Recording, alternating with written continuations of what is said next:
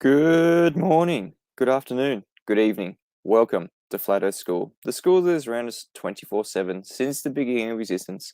I'm Mitchell from Australia, merely a student here, always learning, always questioning our the best teacher you could ever hope for, our beautiful Flat Earth School. Thank you for being here today. Please share, like, subscribe. Just hit over 6,000 subscribers. Obviously, it was going up and down because those little globe trolls like to just subscribe, and then when you get near a big number, they just go unsub, unsub. I don't care. You should see the numbers, the analytics in the last 3 months. Before I started Flat Earth School, I think I was on like 3,000 subs, and now I'm over 6,000 in 3 months. So if the globe trolls think they're making a difference by unsubbing when I get to a large number, you're just getting steamrolled. Anyway, thank you for being here, guys. Truth Seeker, I see you in the chat first. How are you? Gadget Inspector, as always. Good to see you. I'm going to shout out my patrons because I need to do that more often. I have some awesome patrons who are supporting me, and even the people who are not my patrons who send me donations, super chats, I really appreciate it too. As I've mentioned before, I'm doing this kind of pretty much full time now. This is my thing. This is my job. I appreciate all the donations. I appreciate all the support, even just the views, the likes, the subs. Man, that's massive to me. Michael Khan in the chat. How are you, mate? One of my awesome patrons. Really appreciate it. I'm going to shout out you patrons. One of my newest ones, Seth Yantis. Thank you for being a patron. Nancy Lumberjack. Mokai Bohapu. And he is a glober. He originally said he was going to give us one globe proof for David Weiss's 3 Bitcoin. Probably need to follow him up on that, but he is one of my largest patrons, so I'm not going to press him too hard because that's okay. But he's a glober, so globers do support me. Hit Berio, David Weiss, Dale Bourne, John Furr, one of my other largest donators and supporters. Thank you, John Furr. Dusty Ryder, Gobbledy T, Will Brax, Ronald Jurek, BMLSB69 Bo, John Swartz, Brian Leakey, Alec One Show, Michael Khan, who is always in the chat, always willing to swat any globers, and always willing to clean up the live chats. Thank you, Michael Khan. Malcolm Foster, Angie S, Dawn Judds, and Paul on the plane. I really appreciate each and every one of you guys. Thank you so much for being a patron and supporting Flat Earth School and myself. 10th Man, how are you, mate? 10th Man says, why did the explorers get lost when navigating with a compass? He was bipolar. No shortage of puns from 10th Man. That's awesome. Thank you. Adam Meakin. How are you, mate? Adam Meakin and 10th Man are both going to be guests on Flat Earth School tomorrow. The show is going to be called To Dip or Not to Dip. That is a correction. The title of that show has just evolved over the past couple of weeks. That'll probably be the final one. It was just going to be To Dip or Not to Dip, but on whoever is keeping up with the Flat Earth debate, the last bit was tacked on a couple of days ago. That was epic. To Dip or Not to Dip. That is a correction. It's going to be a great show with 10th Man and Adam Meakin. We're going to be going through a bit of maths. We're going to be going through a whole lot of citations from 10th Man. He has got so much information. I'll challenge anyone to give him a piece of information that he hasn't come across to do with the sextant, to do with nautical almanacs, to do with celestial navigation. I'm not saying he knows it all, but I challenge anyone to find him a citation or a reference that he hasn't come across, because he is literally the man on the sextants at the moment, seeking star water. That's a different one. Hey. Yeah, it says, hey, Flat Family. Hows and Wise, how are you? 5 Angels, hey. Jeff Gashhead. Flat Fellow gives me a 99-cent super sticker. Thank you so much, that Flat Fellow. Flatzoid FE. Subscribe to Flatzoid FE. He's coming out some great videos at the moment with just everything to do with the sextant, everything to do with trilateration. just obliterating the globers at the moment. Level found, how are you? Today, I'm going to be featuring a video from Brian's Logic. He came out with these videos the last couple of days. I've kind of stitched them together, made some nice slides to put over the top of them. I think I might do that now. We got pretty much 30 in the live stream right now. That's enough.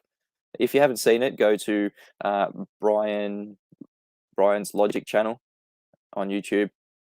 He was my guest recently, and he deserves more subs. He's putting out some great stuff too. And today's show is titled, "What is a Nautical Mile?" And that's what this video, I'm going to be premiering this video after Flat Earth School. It's only, just under 6 minutes, but this is from Brian's Logic, and the slides are from myself. So I hope you guys enjoy. What is a nautical mile? Hello, how are you doing? This is going to be a quick video on the truth of what is a nautical mile, because there's a lot of rubbish out there about them being connected to a globe earth, which is not true. Nothing to do with a globe earth whatsoever. What is a nautical mile? 1 nautical mile equals 1 minute of degree. 60 minutes of degree equals 1 degree. So 1 degree equals 60 nautical miles. Degrees are measured with angles, and angles to the celestial objects measure a difference in degrees from a starting point of 90 degrees. For example, an angle that is 36 degrees off the horizon means that there is a deficit of 54 degrees from the 90. So that's 54 degrees of celestial distance from the observer's position, which gives us a straight line sky measurement of 54 degrees by 60 nautical miles, which is 3,240 nautical sky miles. So nautical miles have absolutely nothing to do with the surface of a globe earth. They are a measurement of the sky, which are then translated onto the Earth's surface via the zeniths of the observer and chosen celestial object. Surface-based measurement is done in statute miles. Statute miles are not a reference of or determined by the sky. Only nautical miles are a measurement of and determined by the sky. There is no such thing as a globe-based nautical mile. The word nautical is defined as of or concerning navigation, sailors, or the sea, maritime. The word nautical has no connection whatsoever with heliocentric belief or claims. There is no globe miles. Okay, this is very simple. Okay, here is the GP of the star.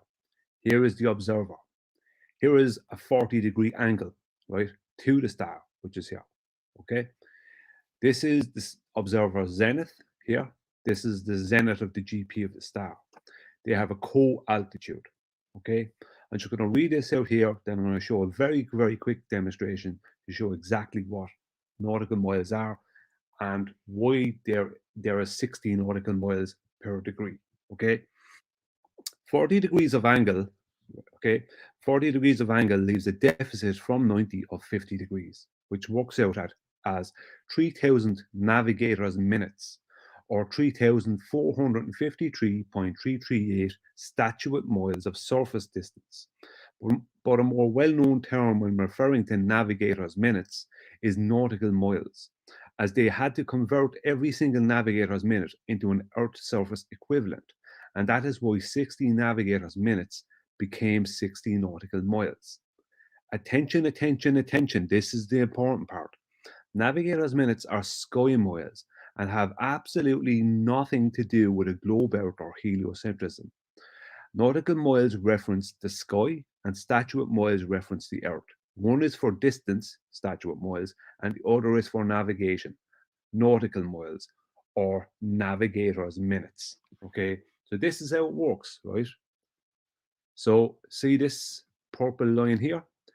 This is the 3,000 navigators minutes, okay, or 3,453 statute miles, right, in a straight line distance. But because it's in the sky, it's not a mile, right? It's not a statute mile. So what they had to do is take all these navigators minutes, right, once they have determined that distance, which is a co-altitude distance, they then take those 3,000 navigators minutes and bring them down to the surface of the earth and call them nautical miles. That's why there is 3 sorry, that is why there is 60 nautical miles per degree, because there are 60 minutes per degree, right? 60 navigators minutes per degree. That is why we have 60 nautical miles per degree, but we have 69 statute miles. Statute miles are surface-based measurement, okay? Whereas nautical miles, or a better term for them, navigators minutes, okay, are a sky-based navigation distance. Two different things, right? Just because they have the word mile behind them, one is statute and one is nautical. Look at the word nautical. What does it mean? It means navigation. It's a navigation mile, right? Nautical miles, navigation miles, navigators minutes. That's what's going on. So it has nothing to do with a globe, nothing to do with the center of anything or any other idiotic claim. Okay, they're navigators minutes. That's why there's 60 of them per degree, because 60 nautical miles per degree, because there's 60 navigators minutes per degree. Now, I can't make it any more simple than this. Either you get it or you don't get it. Thank you. Hello, how are you doing? This is going to be a quick video on the truth of. And that was a fantastic video from Brian's Logic. I hope you all enjoyed that. I'm going to go through it and break it down. But in the meantime, any glober who wants to join, the link is in the description. It is a call-in show, and any flat earther as well. It's not just globers. It's not just globers sharing their pain. Flat earthers, if you want to comment anything to do with the sextant, if you don't understand something, if you would like to ask a question, if you just want to have a chat, the link to join the live stream today is in the description. It is in the chat. Share your pain, globers. Share your love, flat earthers. That was, yeah, the awesome video from Brian's Logic. What is a nautical mile? I hope that has cleared things up for people, because there is a lot of confusion around what a nautical mile actually is. Flatzoid FE says Brian has some good knowledge on this subject. Yeah, some really, really great knowledge, because it's all to do with the sky, nothing to do with the ground, with nautical miles, all to do with the zenith of your position, the zenith of the. I'll put some videos, some visuals, because I spent a bit of time doing these visuals, so I may as well use them. So 1 nautical mile is equal to 1 minute. Now, the globers believe that 1 minute, 1 arc minute, if you will, is an arc distance on a globe. So they're saying here, a nautical mile is the distance traveled on a great circle when moving through 1 minute of arc. So that's what the globe believers believe a nautical mile is. For a great circle, a globe, yeah, well, you're going to need an R for that, aren't you? So let's stop screen sharing this bit here. Do we have an R value, people? Do we have, I don't know what that person is typing in. Yeah. 10th man says, behave yourself or you'll be blocked. Yeah, don't know what that was all about in the chat, but anyway, keep it G, everyone. Anyway, so what we're talking about, nautical miles here. Do we have an R value? Gadget Inspector says, no R. And we're going to go through how we know we don't have an R value. They're the number one globe killer. Absolutely demolishes the notion that we have an R value. So this is, we'll go with the original Black Swan, because this is the OG Black Swan from BMLSB 69. Back in, well, he actually filmed this 2016, I think it was, but it really came to light in January 1st, 2020. Modus tollens was attributed to the Black Swan argument, and since then, January 1st, 2020, there has been no radius, there has been no geometric horizon, there has been no globe. So let's play. What is the number one black swan? The number one. Is the The number one globe killer. This video is actually no longer the number one black swan, but we'll go into that after. number one globe killer. Hopefully by now, all of you have seen this video by BMLSB69. His observer height is only 1 foot. Now that first platform is 6.2 miles away, and platform habitat is 9.4 miles away, with the horizon far in the distance beyond that.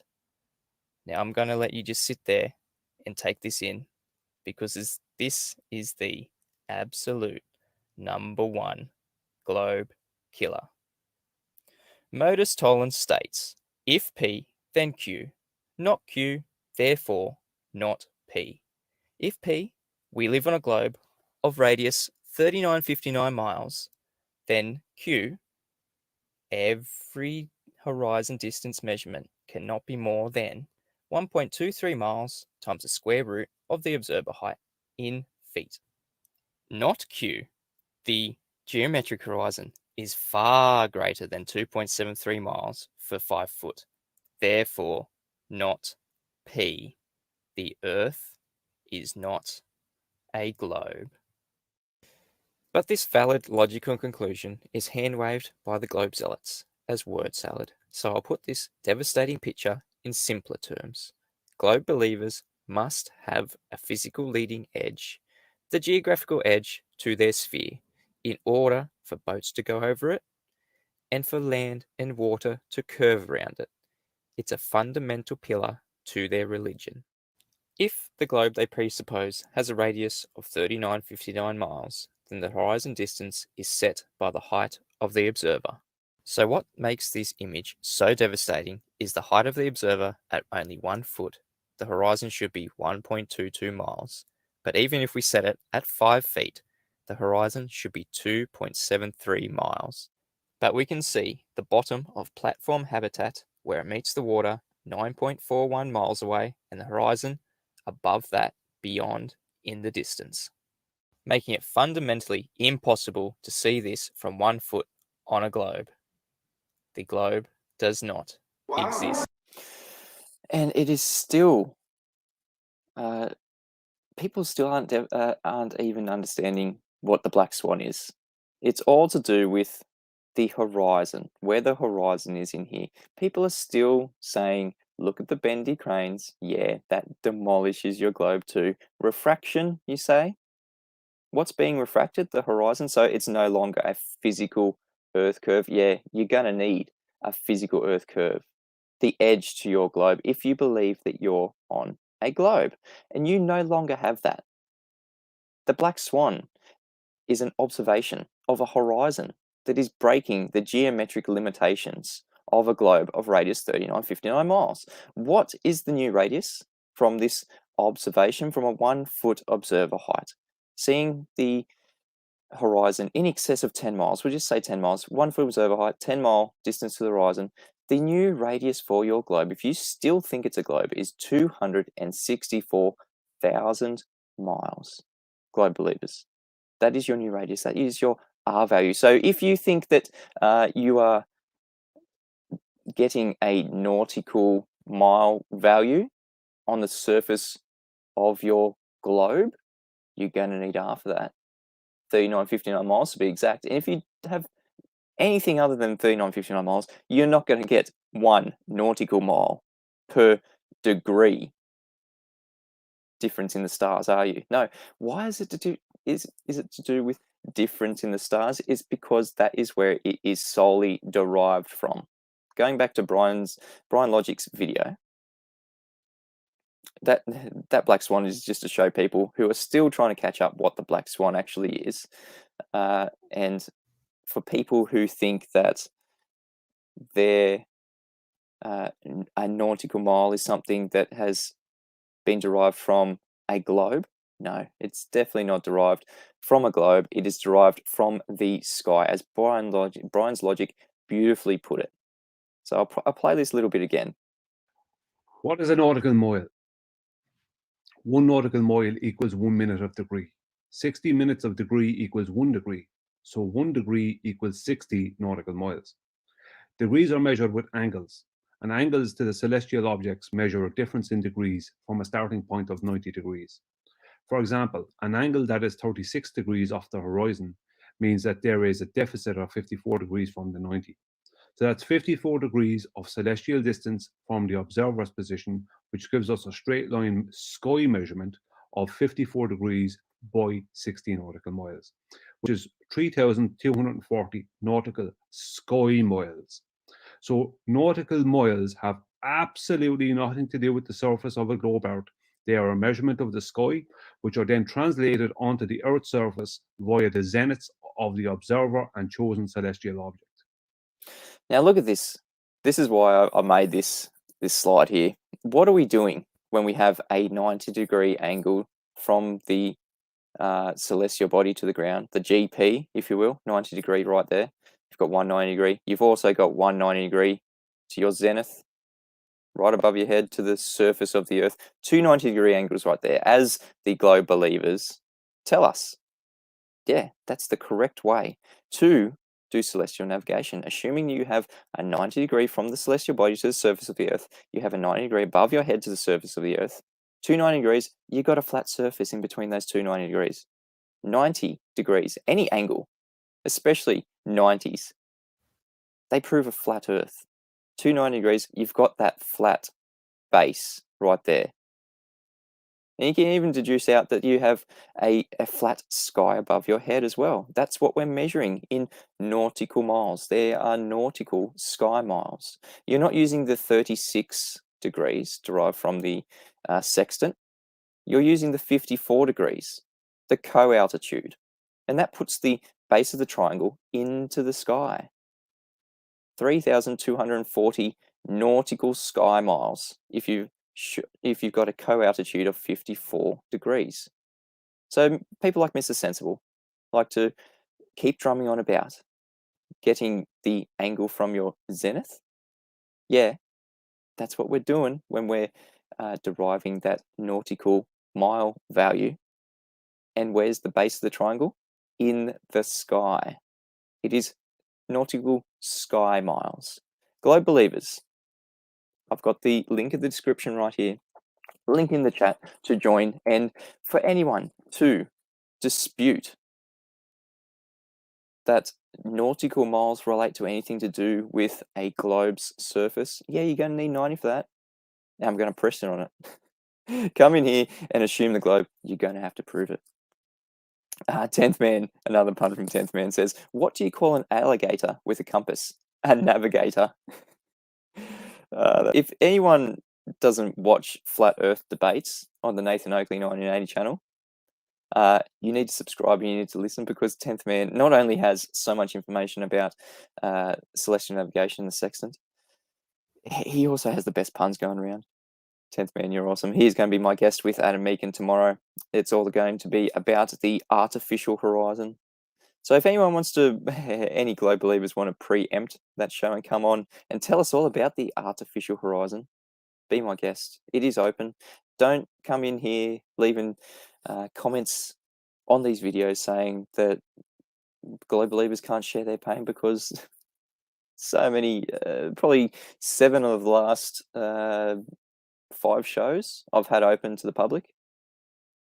Yeah, Lunar Node says, we've backed globers into a corner so much, all these charlatans can do is toss poo bombs and they have nothing actually to say anymore. Exactly. Look how nice these streams are now. Look at the Flat Earth debates.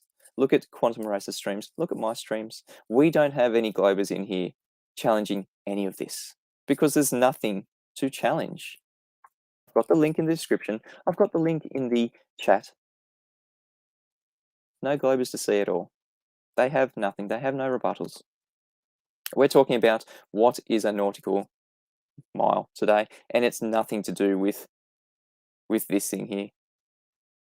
Hang on. This thing here, a globe. It is not. A nautical mile is definitely not a distance traveled on a great circle. Great circle, so that's on a globe. You're going to need half of that. We're moving through one arc 1 minute of arc. The minute of arc relates solely to what you're seeing in the sky, what you're measuring. An angle, you're going to need a flat adjacent for that. You're going to need a flat baseline. Nautical miles are derived from the sky, solely from the sky. We're not measuring any nautical miles physically here on Earth. If we're measuring something of the Earth, there's statute miles. Something that we use to measure statute miles are, there's a slide, total stations. These things here, these things physically measure the surface of the Earth, just like sextants do after we account for the dip angle correction. Or if we're not accounting for the dip angle correction, why are we not doing that? Because we're already assuming it's flat.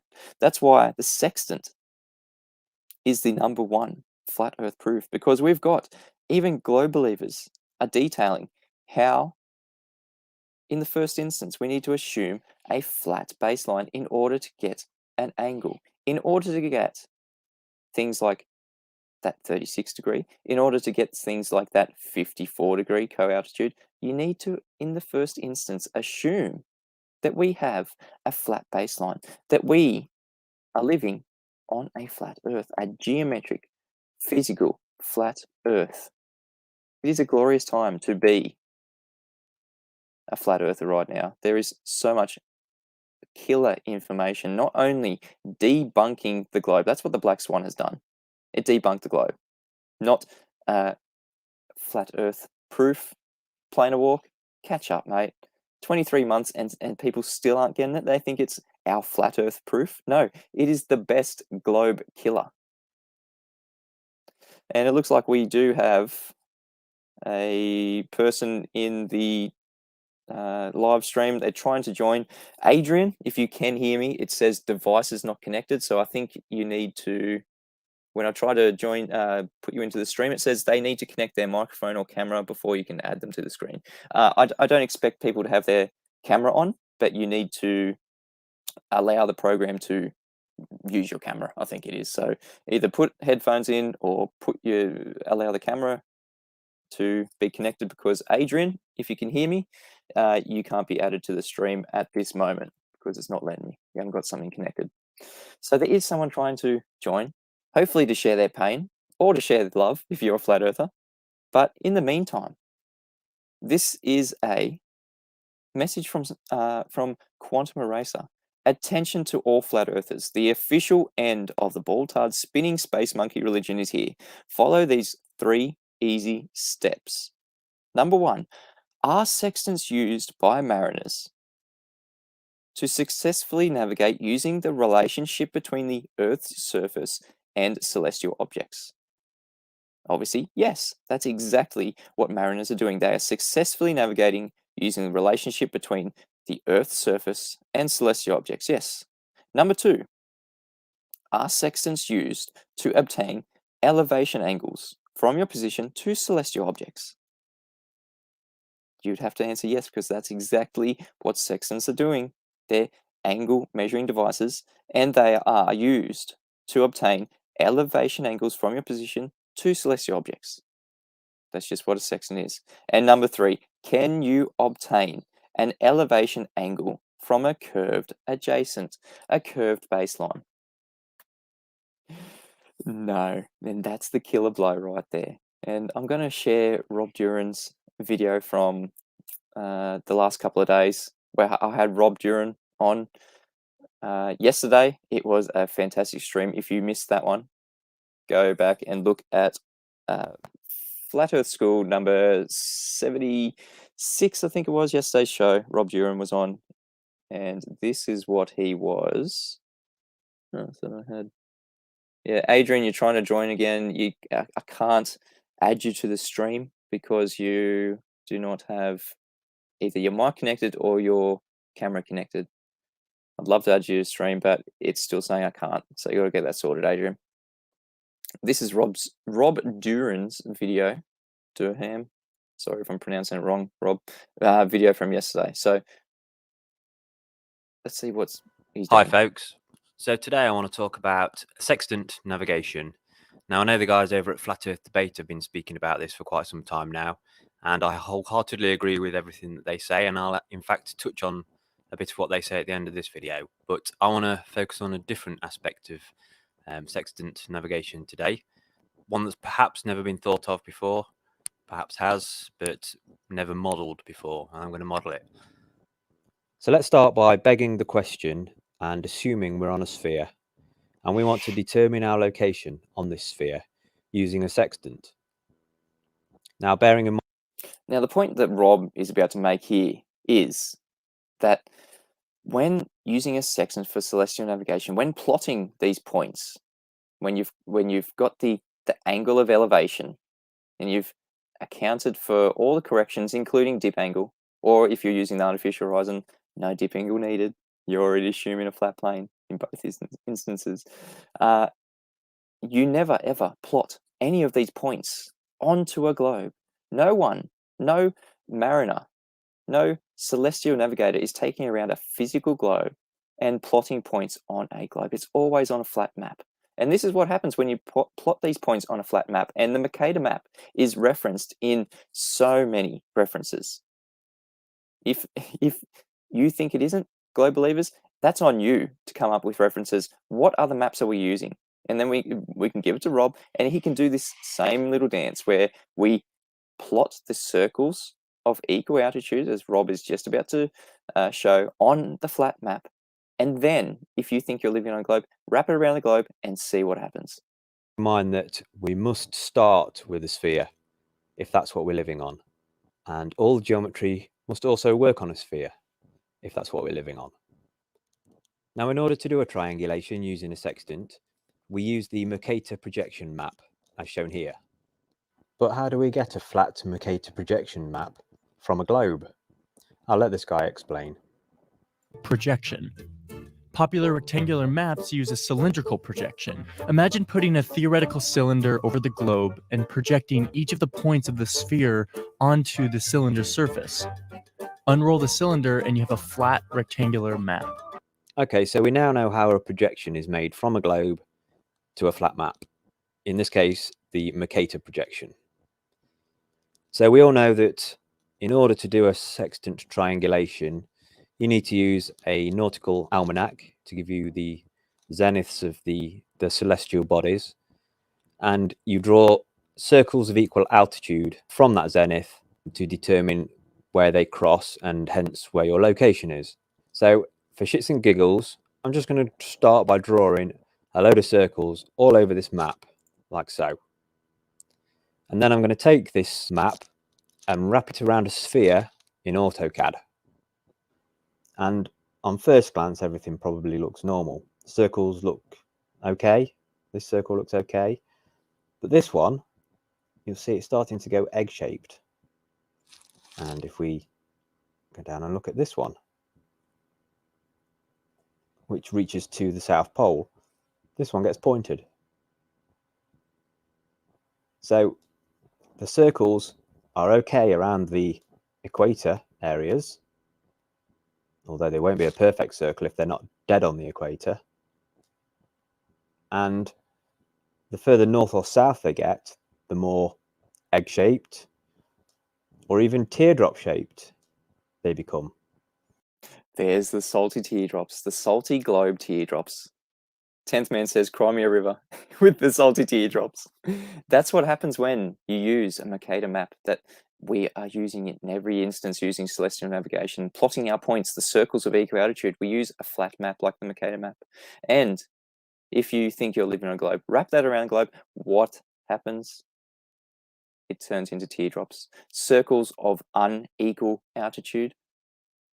You've got differing radiuses at every single point there. Globe Believers, share your pain. We've got someone. Okay, Adrian can now join the stream. Okay, Adrian, you're now in the stream. Thank you for joining. There are just a couple of rules. No ad homs, no logical fallacies, and just back your points. Adrian, how are you, mate? Thank you for joining the stream. I'm fine. A little nervous, but I'm good. That's okay. We'll help you through. Are you a globe believer or a flat earth believer? I'm not a believer at all. I make it a Fantastic. point to distinguish between beliefs and knowledge. I love that response. Okay, so what's your stance? Are you living on a globe or are you living on a flat Earth? Honestly, I'm pretty limited with my resources right now, being it time or money. So I can't personally verify all the information that I need in order to make a conclusive decision. Cool. That's a great position to be in. Obviously, you're skeptical of the globe, but you haven't proven the flat Earth to yourself yet. That's a great position to be in. You obviously, as you said, you don't hold beliefs. You try to prove things to yourself. So, what can I do for you today, Adrian? Okay. Can you explain to me how navigating with a sextant actually works? Yes, you use the sextant from the Mhm. observer. So you're holding it in your hand, you're getting an angle of elevation. And upon getting an angle of elevation, you know that upon using something like the horizon or the artificial horizon, you have a flat Mhm. baseline. So Mhm. you're getting an angle of elevation. You've got that angle. Either you have to account for the dip correction if you're using something like the horizon, or if you're using an artificial horizon, you're taking that reading and you're looking at the Mhm. nautical almanac to get that distance to the GP of the star, and then you can use. Really? Okay. So what I have found is that you have a nautical almanac, and in that nautical almanac, the GPs of different celestial of different lights in the sky are listed for different times. It's a yearly thing, and yeah, it gets updated and everything. So you can basically in that almanac you just have listed. You just have which object or which light in the sky has which GP at which time. That's Correct. what you read up in the nautical almanac. Yep. And as you explained, with the sextant, you take a measurement, you take a reading, and that's measuring an angle between what you believe to be horizontal and the light in the sky. That's the angle that you wanna have when you use the sextant. Okay, but in the nautical almanac, those angles are not listed. Only the GPs are listed. Only the positions at which the light in the sky is directly overhead are listed in the almanac. They're not. There's no. There's not a list in the almanac that says like, okay, if the angle for that GP is that, then the distance is that. That's not listed. That's not tabulary. That's not a table in the almanac. Okay, I'm going to put that to 10th Man in the chat. I'm pretty sure that when you're shooting, when you're getting an angle of elevation, that does relate to a star at a certain point, and that's how you're lining up. So how would you know which? Obviously, you know which star you're lining it up to, and you're looking at the nautical almanac, and you've got that angle of elevation. So what's the point of getting that angle of elevation if you can't relate that to a star's GP? Why is there a disconnect there? I mean, the star's GP is listed for different times at different locations and for different times, for different daytimes. The GP of the sun is listed for different times in the almanac. Okay, I think I know so what you're you saying. just look up. Okay, we are on this day at this day of the time at this time of the day according to that time zone. Then that time zone, then the GP of the sun is listed in the almanac to be then that position. Then that and then that location, the sun is going to be directly overhead. It has nothing to do with the reading, with the measurement that you're taking. Like you can be in the middle of the night. You can be it can be midnight where you are, and you can take out the nautical almanac, can look up over which position over which location the sun is directly overhead, because that's what's listed in the nautical almanac. And so what are we doing with the angle of elevation? Are we just deriving a... That's a what I'm distance? asking you. How does this work? Well, my understanding is when you've got an angle of elevation, you're deriving a distance, a nautical mile distance, and that's what the show is called today. What is a nautical mile? Yeah, So we're I mean deriving that's the goal. Obviously, that's how you that's the understanding of navigating, that you get that you determine your position by deriving a distance to the GP, which is a known location. And if you have two different GPs, and two distances to those GPs, then those positions will, and those two circular lines of possible positions that you are in will intersect, and that will give you your exact location. That's the idea of determining your position via navigating through the distance to a GP. That's the idea. Obviously, what I want to know is, how does this work using a sextant, with the understanding that you have this flat baseline, or that using the sextant proves that you have this flat baseline? Well, are you obtaining an angle of elevation with the sextant? Yes, obviously. Then nobody is disagreeing with that. Cool. So we have a flat baseline. You need to have a flat horizontal baseline to obtain an angle. Is there a problem? Yeah, with I mean, that? you're measuring the angle between what you believe to be horizontal and the elevation. Correct. So it has to. Yeah, that's always the case. It doesn't matter if globe, concave Earth, dinosaur bottle-shaped Earth, or whatever. It doesn't matter. So that's always the case. That's always what you're measuring. That's always the angle that you want to know. Correct. When you use a sextant. We have a flat baseline. So what does that have to do with the globe or any curvature beneath our feet? Nothing. Exactly. Nothing. So exactly. What I want to know is, how does this work to navigate? Because what we know, what allegedly happens is, you measure this elevation, you take an angle, you take 90° minus that elevation angle, and that gives you the distance to the GP. How does this work?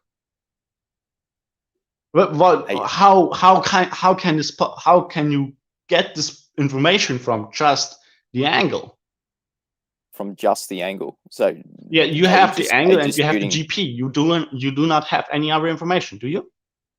You've got the angle and you've got the GP of the celestial body, and then you can derive as is on screen. Hang on, I'll just put that a bit larger. How can you derive it? Yeah, hang on. We got 1 nautical mile is equal to 1 minute. So we've got why is angle. That? Where does this come from? From the angle measurement. It is a measurement. Why does this does not make any sense? Yeah, well, I think that's something it does not. How does this work? Why is 1 minute equal to? Okay, we're going to have to put you on mute because you talk incessively when you're asking a question. You need to keep talking. No, you need to be quiet and listen to the answer. At the moment, we've got Adam Meakin working on that. Where is this actually derived from? There is no dispute that this is actually working. We've got 1 nautical mile per 1 minute, and those 1 minutes, those degrees, those angles are all derived from the sky. So it's nothing to do with the ground. How does this work? Are you saying that it doesn't work? Is that the dispute? No, I'm not saying. No, nobody's ever saying that. I'm asking you how it works. Why does this happen? Why does this work? We can use it for celestial navigation. It does work. What do you mean? Why does it work? Okay. I'm not saying it does not work. Okay. Here's what I'm not saying. I'm not saying it does not work. Got that? Got that? Are you saying that it doesn't work on a flat Earth? Are you trying to not put? I'm asking you a question. I know you keep asking the same question. You keep talking over the top of me. You need to listen when asking a question. Are you trying to not put a belief down to a globe because you can't back the globe? Is that what you're trying to do? Okay, here's what I'm trying to to learn. I'm trying to understand how this works, how navigating works, and I'm trying to understand why it happens to work that way. I think I've Is that explained how it works. is that so unreasonable? I think the answer that you're looking for isn't the answer that I'm giving. I don't think you like the answer that I'm giving. I'm telling you exactly how we're doing it. We're getting an angle of elevation. We're deriving a nautical mile value to the GP of that star, and we're drawing on a flat map the circles of equal altitude. And we could do that 3 times, and we can get our location. That's exactly how it works. Where's the disconnect here? Okay. I'm trying to understand why celestial navigation happens to work the way it does with using a sextant. Is that clear? That's what I'm asking you. That's what I'm trying to get, because we all know the method by now. Okay. All right, hang on. We've got Adam Meakin here. Adam, do you understand the question that is being posed to us? Am I not putting the answer in the right way, do you think? Evening, Adrian. Evening, everyone. If I could just ask Adrian a question, just to maybe differentiate, so I could understand his question. Are you asking me how the heavens resolve to us? Or are you asking me how... asking Mitch. I didn't ask you any question. Dude, halfway through the question, you can't answer it before I finished it. Okay. So are you asking me how the heavens resolve, or how we use the way the heavens resolve to navigate, without requiring an explanation as to how the heavens resolve? Which are you asking? No, I'm not asking you anything. So far, I've been talking with Mitch here. Well, I appreciate Adrian, that. I think I've answered your question, but you don't like the answer. No. So Adam's okay. My question is not how it works. My question is not what steps do I need to do in order to use the sextant to navigate. We all agree on that so far. It's not a complicated process, right? We look up the GP of the in the almanac. We take a reading between horizontal and the thing that we take the GP of, and with the sextant, and 90 degrees minus that elevation angle gives us the distance in nautical miles to the GP. We all agree on that. It's not complicated. It's not very complex. It's easy. Okay. What I'm asking is, why does this happen to work? I'm trying to understand how it comes that it works. I'm trying to find an explanation for this. Which specific part of how it works? The mathematics, the translations between the skies and the ground, and how that works, or how the heavens work? If it's the latter, my answer is I don't know how the heavens work. I know how, I think I've got a good grasp of how we read them and how we translocate them and use a sextant and use the almanacs and the ephemeris and a watch and the conventions of longitude and latitude to locate us with flat maps. I grasp that, but as to how and why the heavens resolve to provide this mathematical synergy between angles and distances, I don't have an answer to that bit. I don't expect. I'm looking into a lot of stuff, but again, this is the majesty of the heavens. As okay, so it's magical, basically. As Werner von Braun would quote. I don't know. I don't expect to be able to get. You to don't explain. know. Okay. Okay. Maybe it helps if I resolve, but I do understand mathematically how and why we calculate it and why we use the heavens because if we are working with terrestrial navigation, we need additional components like the height of the cliffs that we're measuring the angle to, like the height of the lighthouse that we're measuring the angle to. When we work with the heavens, that co-angle not only gives us an angle that we can then translocate later on back down to a GP, but it tells us the distance when we have the ephemeris, we know, if we know the time, yeah, relation to the meridian, then we can use the sky map to calculate where the sky map is at that point, and we know, and then we can draw down to locate the GP. Now, all we've done is locate the GP of the star we've got an angle to. After we've done that, because of the way in which the heavens works, and a nautical mile or a navigator's minute is used, we can express that on the flat maps, and that draws our circle of equal altitude. That draws us one. We could be anywhere on that circle, you know, which is why we need another star, and preferably a third. Yeah, if these points are crossing across the sea, but preferably a third, to then triangulate our position. Does that make sense?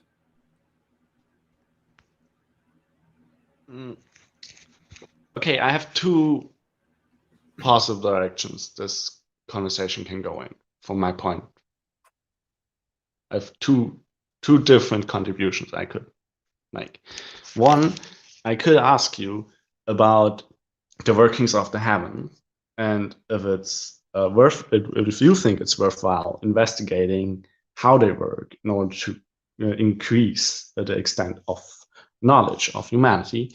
And the other is I could explain on a much simpler topic. I could explain what my current extent of knowledge on how or how far my current knowledge extends in deciphering how the navigation with the sextant happens to work.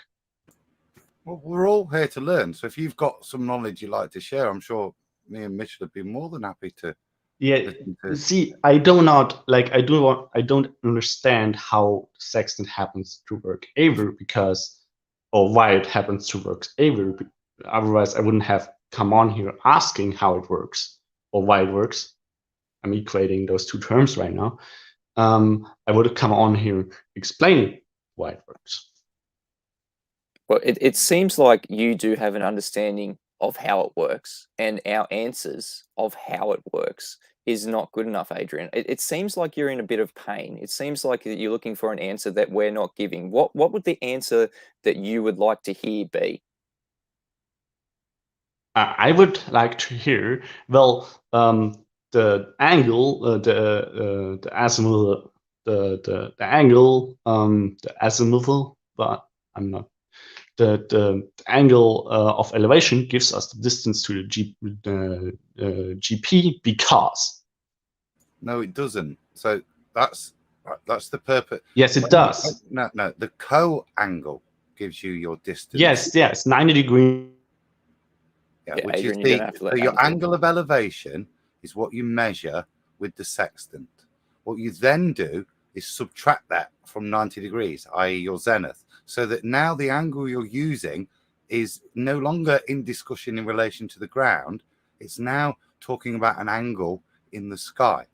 So in the old days, when they weren't at sea and the ancients were doing this with the Celtic cross or a plumb line, then the way in which the angle is defined is with a plumb bob. So they've already got their zenith. When you're at sea, you can't get a zenith. So the only thing you can get a kind of fixed thing is the horizon. So that's why they use that. If you're on the land, you can use artificials, etc. But in the ancients used to use just a plumb bob to line it up to the zenith. So the angle they measure is from the zenith. So they didn't need to create a co-angle because they're instantly measuring in the sky. But when we're at sea, we've only got that horizon to create that horizontal, that to start things off, so that we know the angle is true. So we can start with the 90 degrees. Yeah. Then we take it to the heavens and do all the calculations there, the transcription in terms of the funky relationship that the heavens has with regards to time, navigators' minutes, nautical miles, and how we're able to then transcribe that back to the surface if we know the GP of the celestial body we're measuring the angle to. My fucking God, Adam, make yourself a little shorter. That's like, obviously I was abbreviating the fact that you measure the angle between horizontal and the elevation, and then take the co-angle to that. we have been through that process. Mitchell has explained it. I have explained it in my own words. You have repeated it in your own words. We have all repeated it in our own words multiple times. You're all clear on what the step-by-step process is on for getting a distance to the GP by using a sextant. But you know, once we've worked out that GP, what's your issue then? Because if it's all this is clear to you, what you're not Okay, able to the issue no, is... let me finish, dude. What you're not able to communicate clearly to us is what your issue is. So I'm not having a go. I'm just asking you. We're struggling to comprehend. Yeah, I thought I'd come in and clear it. Oh, I thought I understood what your issue was after Mitchell had been confused by you. But now again, I'm looking to chat to see if anybody can be able to clarify what your actual issue is, Adrian. If you could help us, you know, I said we're all here to learn, mate. But you're not making your issue clear. I'm done now. Yeah, okay. last I chance. did make... Adrian, hang on. Last chance. If you don't clear up what the issue actually is, you're going to get booted, mate, because it sounds like you're getting a bit triggered. You're in a lot of pain. You're not hearing what you want to hear for some reason. Adrian, what is it? What is the answer that you want to hear? Mitchell, I'd appreciate if you didn't tell me how I felt. I don't do that to you, so you don't do that to me. Is that fair? It is fair, but it seems like you're Okay, getting thank triggered. Adrian, you just swore at me after I patiently tried to explain something to talk to you. You were quite rude to me. So let's not use an appeal to format fallacy here, because I can feel it descending. You've started that already. I didn't bite on your appeal to format offer, but I will point out you've used it both ways. Yeah, but it is my show, Adrian, and if you do get triggered, I'm going to tell you to calm down, and if you don't get calm down, you will get booted. So, Adrian, let's keep it civil. I'm a moderator here too. This is my show. I'm not going to allow you to swear at someone who's going to be a guest on my show tomorrow. I've told you can come in, you can share your pain, you can share whatever you want, but don't keep repeating the same thing over and over and expecting us to sit here and listen to it. That's what you're doing to me, though, right? You're Adrian, repeating the same thing not over and over and expecting people to sit here and listen for it. You're muting me while doing that. It's not a therapy session. Can you just tell us what you want to hear, Adrian? Well, you already told me that you don't know, right? And I then offered my understanding, my extent of understanding to the matter. Which is nothing. You have no understanding, apparently. You're saying you're bringing nothing to the table. You're telling us that we need to make you understand. What is it that we are not telling you, Adrian? Last chance. May I please finish a sentence before getting muted? That would be really helpful, because this is becoming extremely difficult for me to... I'll tell you what's extremely difficult is for people in my audience to listen to you incessively chant over and over the exact same thing, Adrian. It is very clear that you've been triggered. It's very clear that you can't bring anything to the table. What I do want to mention is John Furr gives me 20 Canadian dollars to say maybe Adrian needs to understand degrees and minutes. Yeah, we don't know what the disconnect is here, Adrian. Very last chance. If the words out of your mouth aren't exactly what you want us to tell you, the show's over, mate. I'm sorry.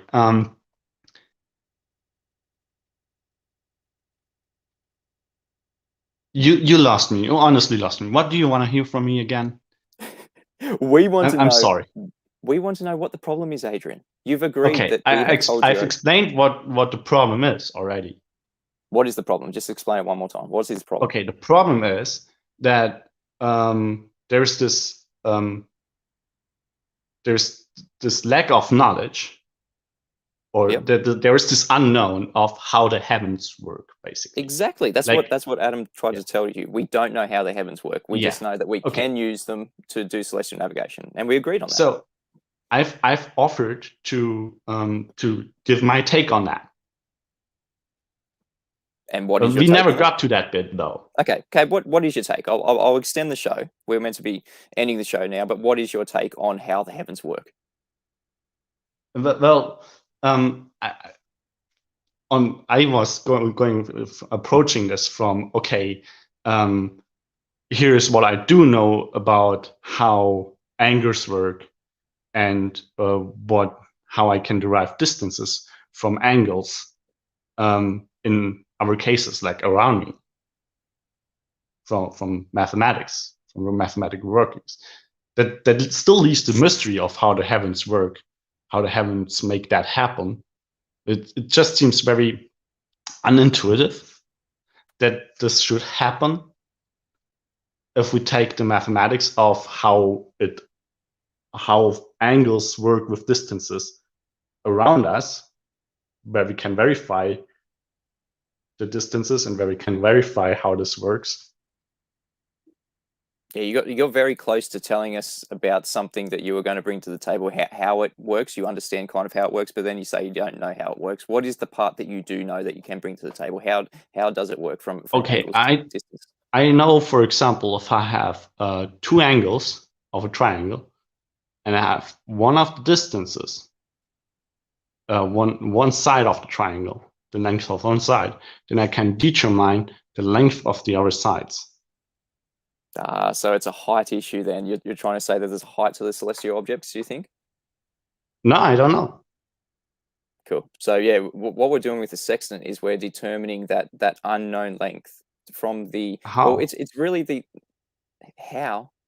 Adrian, we've been through this. We've got the co-altitude. Why is it converted between, like, why is 1 minute of co-angle, of elevation co-angle, why is 1 minute 1 mile distance to the, why is that? Mile? Because it's an arbitrary thing. We've just made it up. It's arbitrary. Like, how? But it's okay. So the distances are arbitrary. How can we use them for navigation? Because it works. If a nautical mile is not something that we can relate to some other tangible distance, how can we use it for navigation? Because it works. Yeah, how does it work though? Like, why does this work? Because it works, Adrian. Adam, is there any other way we can put this? Yeah, I can probably explain it a little bit in terms of when we're talking about a GP. What you're going to want to do is use your land maps and be able to, once you've seen this relationship and you can see the definition of the units, you're going to then want to have a unit you can apply to the ground. Now we know what's happened in the skies is a kind of trick of trigonometry, which allows you to derive a trigonometric function, unlike on the ground where you need two functions, two components, an angle or a side or whatever mix. In the sky, the way it works is actually the co-angle relates to distance as well. So we've got the 2 GP, a GP of a star, which is literally at somebody's zenith when you're trying to define this. Then what you need is another place in time that has a zenith at that point, and that's how you define that. So whether it's a minute, a second, whatever later, the true zenith of those, the distance between the two can be described on land as a nautical mile or a navigational minute, because that navigational minute is literally to describe the distance it travels on the ground in terms of its specific GP. Now, once you've got that and you've got maps, and this is all the point of building up knowledge over time, isn't it? Along with the ephemeris, you're able to use that unit that you've now defined back onto the ground. We use land miles, or we sometimes just keep it as nautical miles, because that keeps the units the same. It keeps all the calculation you're going to do the same. If you want to describe it as miles right at the end, you can times it by 1.115, isn't it, or something. But the important thing is, of course, once you've done all that, you need to translocate the unit to the ground. I think that's what you're saying there. Well, that would be done by the definition of the unit, which is time and GP. So you take those times and GPs and you put them onto the ground, and that's how you then translocate the unit from all that trigonometric magic that it performs for us when we do this in the sky. There's no point pretending that that's not amazing how that works. And what is just as amazing is that we can then transfer that information back to the ground, define the unit, and then use it to actually practically navigate. Is this acceptable yet, Adrian?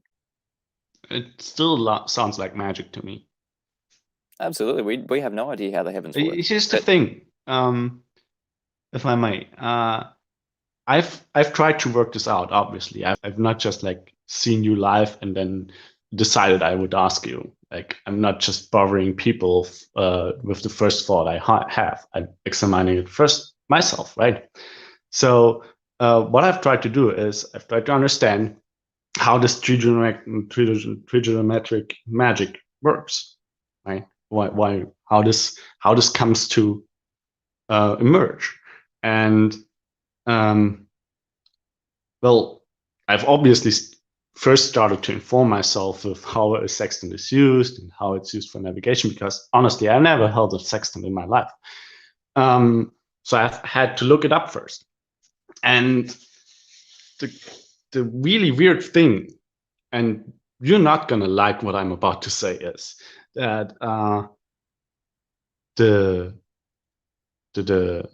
reason why this works, like why this comes to arise, this correlation between minutes of co-angle to the elevation and distance to the GP, is mathematically clear, is a mathematical consequence that you can use in all other parts of geometry and all other sketches on a globe.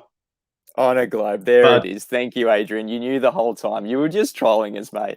That is hilarious. We just tried to, we had to squeeze it out of you, didn't we? Black Swan, Adrian. Yeah, you're not going to come in here and waste half an hour of my time, extend the show, go through all this, get Adam in here to explain the same thing that we've explained over and over and over, just to say it works on a globe. Adam, are you surprised?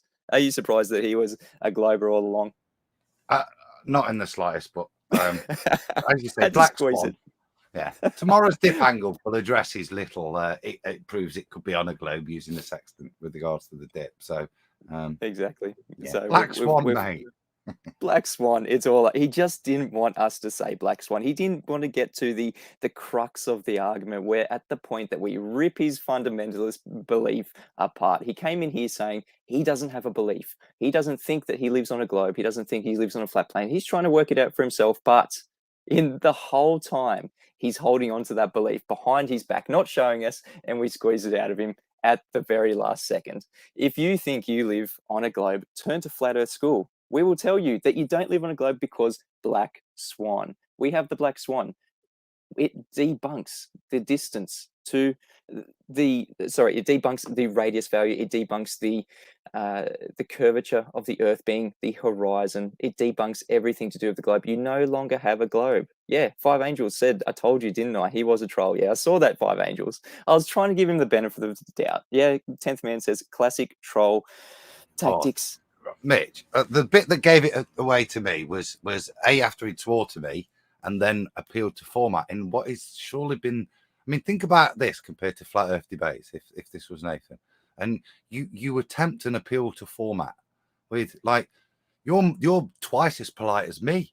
Do you know what I mean? So how he that's the point where I thought, because he was stuttering there. He was stuttering to hold his I'm just an honest inquirer narrative together, and that's where he had to go to. That was his poker tell for me there, when he had to flutter into something, and it was on the tip of his tongue. I was on the edge of my seat, ready to say Black Swan. He just didn't want to get there because it's a globe, because I have a fundamentalist religious belief of the surface beneath my feet being a sphere, being curved in every single direction. That's why it's people like this.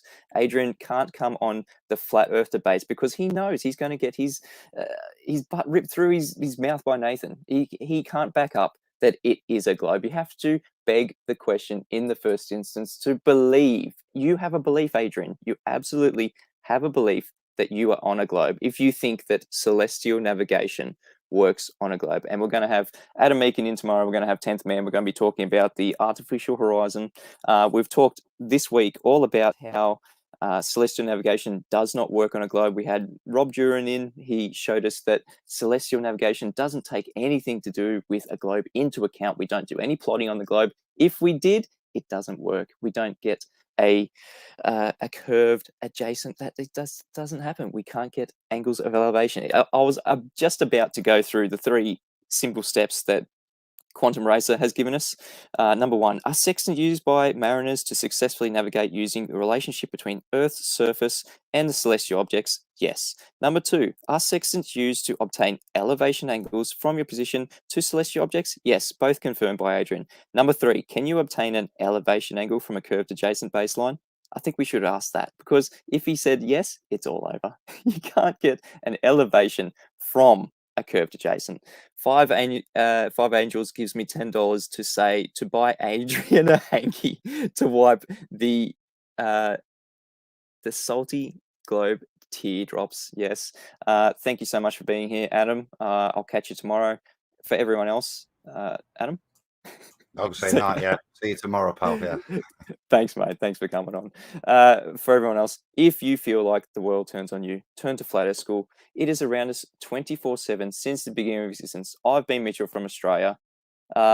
Sphere Asunder gives me $2 just to give me $2. Thank you so much, Sphere Asunder. Before we go, thank you for sticking around, everyone. It has been an extended edition of Flat Earth School. We usually only go for an hour, but we just want to squeeze that out of Adrian, and he finally got there in the end. All right, thank you guys. Tune in tomorrow for everything to do with the artificial horizon. It is one not to be missed.